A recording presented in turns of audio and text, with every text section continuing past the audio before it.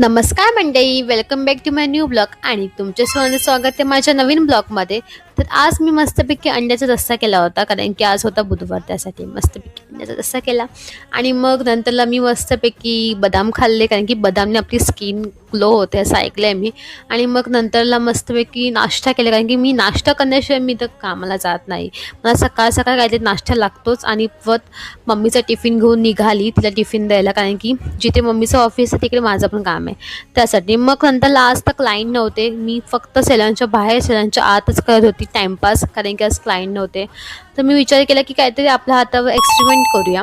आणि एक्सपेरिमेंट करता करता मला या बायका दिसल्या, ज्या की या बायका दूधवाल्याकडे येतात दूध घ्यायला. आणि दूध येतं की दूधचं जे आहे ना दुकान, ते खोलतं किती वाजता? 5 वाजता. ठीक आहे, 5 वाजता खुललं तर ते बायका 4 वाजता येतात.